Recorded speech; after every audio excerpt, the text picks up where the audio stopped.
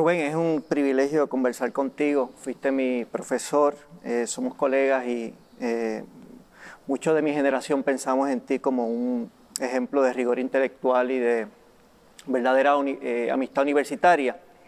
Quería comenzar la conversación preguntándote por tus comienzos en la Facultad de Humanidades. Mira, de mis años en la universidad, como estudiante de la Facultad de Humanidades, haciendo mi concentración en literatura comparada, yo recuerdo con un entusiasmo particular a tres profesores, Esteban Dolinchi, Jorge Iván Rosa Silva y Ani Fernández Seín.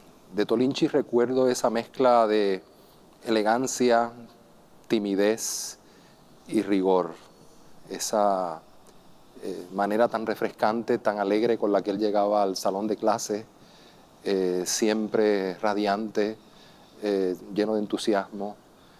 Y de Jorge Iván Rosa Silva recuerdo su extraordinaria capacidad como narrador de la historia. De Ani me encantaba esa mezcla de rigor intelectual y compromiso político. Y en cuanto a mis colegas, pues imagínate, yo soy de una generación en la que tenía como compañeros de clase a Liliana Ramos Collado, a Malena Rodríguez, a Federico Borges, a Juan Gelpi, a Vanessa Dross, a Luz Ivonne Ochart, un grupo extraordinario de una intensidad, de un sentido de compromiso, pero también de una enorme capacidad para la alegría y para la conversación. Nos encantaba conversar. ¿Cuáles crees tú que son los cambios que marcan tu trayectoria a lo largo de los años? El currículo de la Facultad de Humanidades se mantuvo bastante regular e imperturbable por muchos años. Tú sabes que no es hasta el nuevo bachillerato, que se acuñó bastante recientemente en la historia de la facultad, que hubo un verdadero, vamos a decir, cambio paradigmático en términos estructurales. Y eran los años de aquella literatura comparada muy eurocéntrica, anclada en una visión que se había ido desvaneciendo en lo político. Lo que yo encontré más excitante fue ver cómo eso fue, digamos, modificándose, mutando.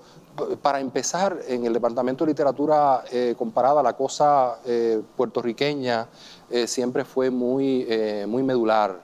Y yo diría que la influencia en ese sentido de un profesor como Arcadio Díaz Quiñones no se puede exagerar. Siempre interesado en que se mirase el campo desde el lugar donde uno se paraba a pensar. Un compromiso que se asumía desde un intelectual puertorriqueño, asentado y centrado en el Caribe.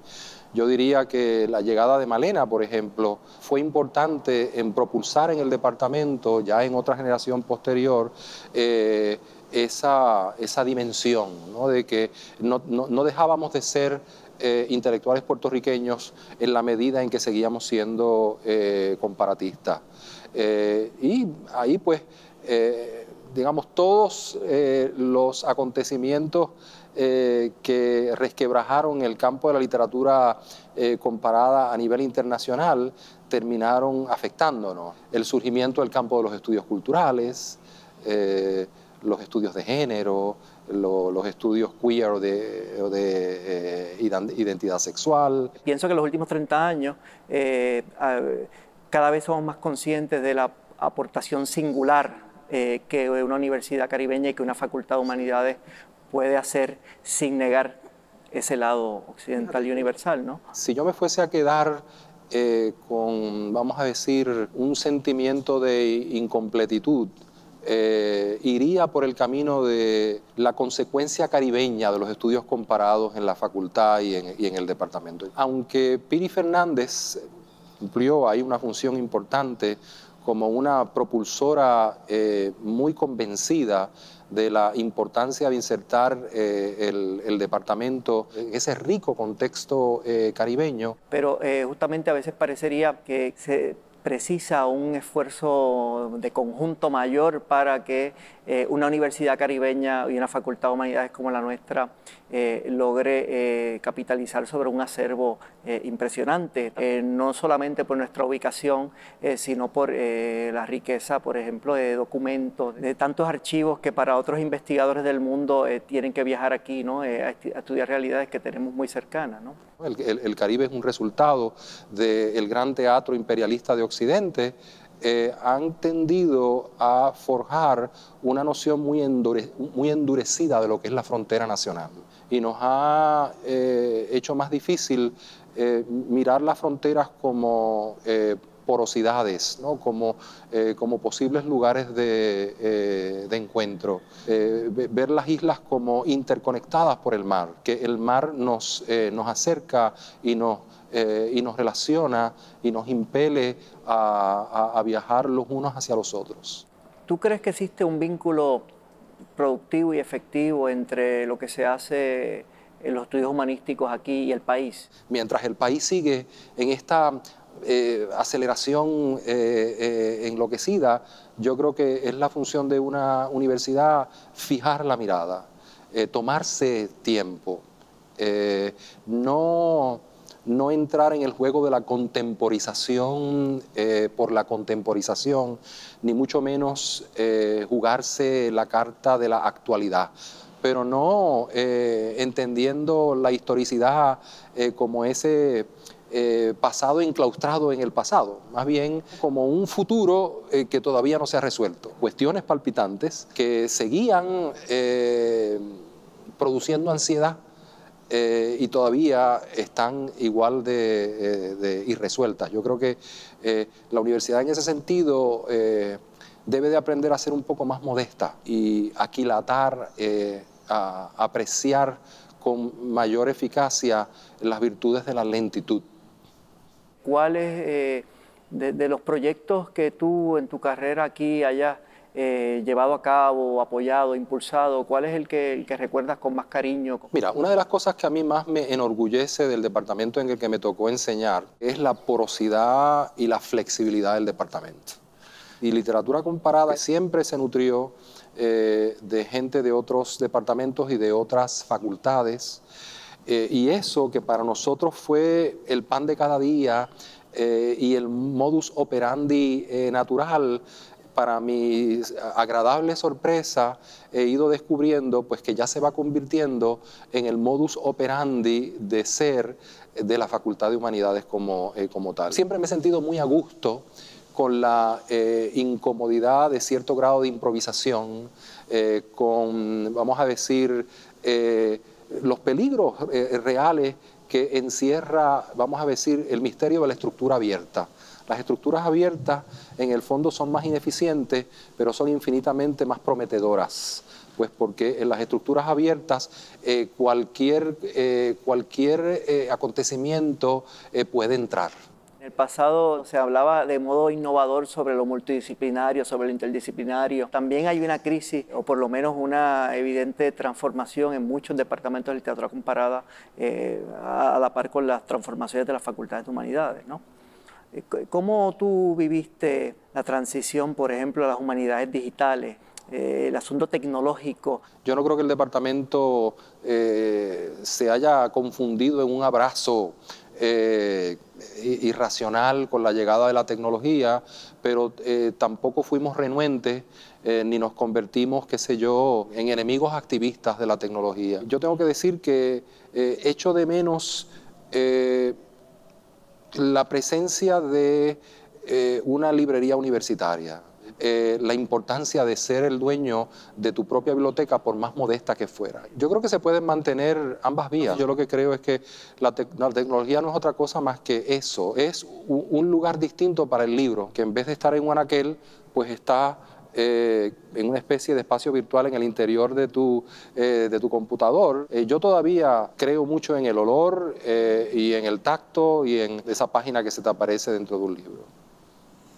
Además de docente, has intervenido mucho en el espacio público, en la prensa escrita, en la televisión. ¿Es el intelectual y el profesor la misma persona o son dos facetas distintas? Yo me siento que soy profesor, que tengo mis deberes y mis placeres como docente en un salón de clase, pero pienso también que soy un ensayista que se sienta a escribir en un periódico de papel o en una revista digital, o que algunas veces tiene que aparecer por televisión, y no pienso que eso forme parte de un proyecto integral al que haya que buscarle un centro, vamos a decir, de cohesión.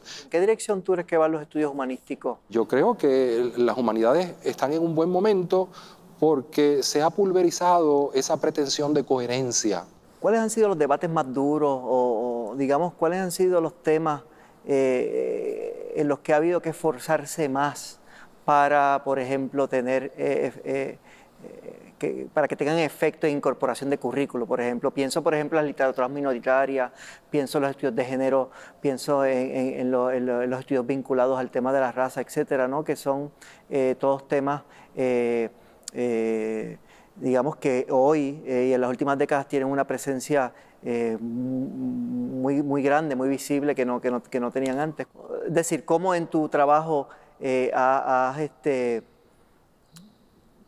no sé, enfrentado esos temas? Yo siento que hay un margen indecible, ¿no? de difícil articulación, del que yo me siento no solo deudor y heredero, sino incluso mensajero, ¿no? Es decir, yo siento que de algún modo soy mensajero de Esteban Tolinchi, aunque entre él y yo haya unas diferencias tan obvias de temperamento, de intensidad y de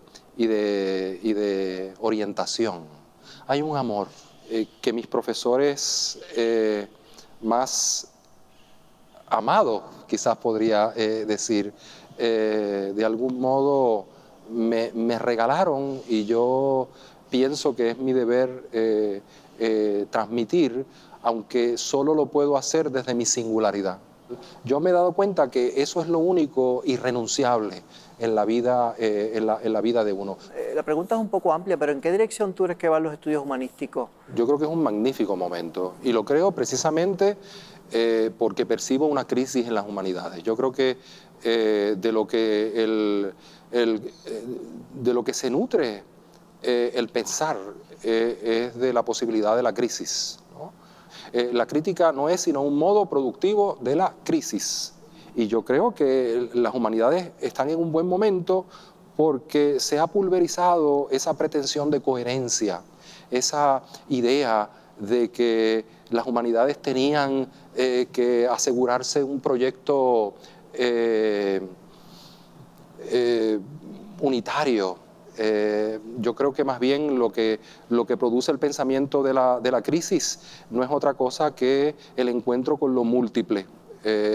Y el encuentro con lo múltiple, pero no ni para resolverlo, ni para cohesionarlo, sino para mirarlo, para enfrentarlo.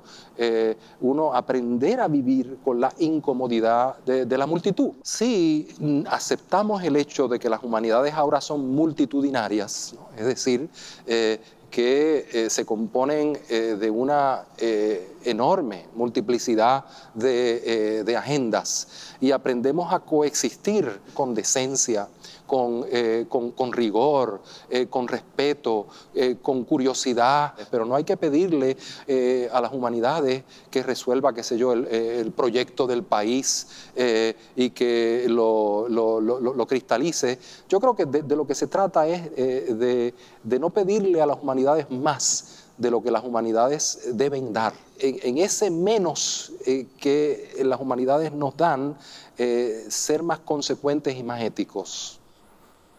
A veces parecería, justamente a partir de lo que dices, a veces parecería que justamente esas humanidades múltiples tienen dificultades particulares en universidades del Estado que también se conciben como universidades nacionales. Incluso parecería que esa contradicción es muy productiva en sí misma. ¿Qué piensas tú de ello? Cada vez es más imposible de postergar el hecho de cuán múltiple es la posibilidad de ser puertorriqueño. Puerto Rico es un país, es una geografía, pero también es un modo de estar en el mundo, es una y otra lengua, más que un modo de ser, es una relación. Y me gusta porque la palabra relación propone una agenda ética, ¿no? Porque la relación siempre es una relación con el otro. Y yo creo que hemos pasado demasiado tiempo pendientes de qué es ese uno que supuestamente es Puerto Rico, y hemos ido perdiendo de vista quiénes son esos otros. Pues porque esos otros nos asustan. Que siempre lo fueron. Siempre lo fueron, nunca los habíamos reconocido. Y yo creo que estamos en un buen momento para encontrarnos con esa extrañeza.